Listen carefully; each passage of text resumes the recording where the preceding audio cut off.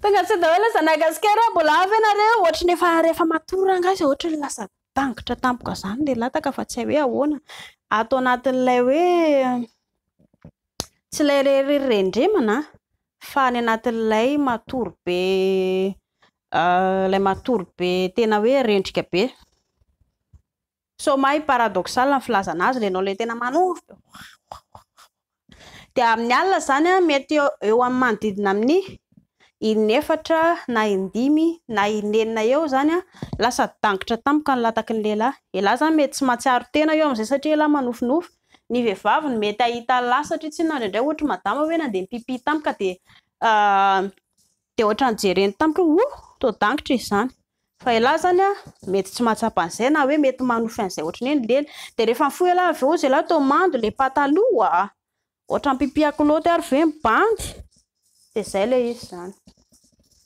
Iny efa natoraly amin'ny lehilahy zany iny le hoe somary dangitra ohatr'izay ny lataka rehefa matora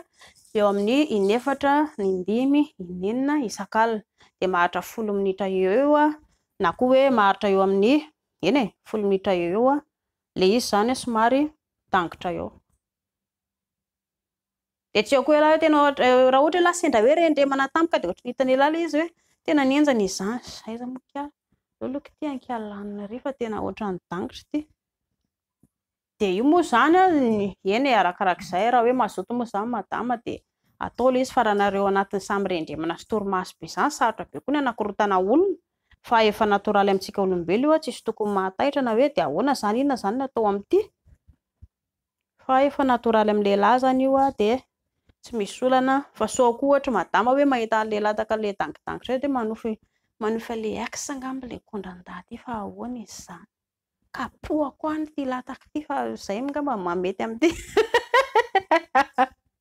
Tsy velona intsony io raha tsy 3 volana vao gaga hoe tena tsy sakafo indray aza fa tena tsy velona ilay izy raha tsy afaka 3 volana indray hono hoy sy ny dokotera fa narary loatra ilay nidaroako tamin'iny. Dia izay fa misaotra betsaka anareo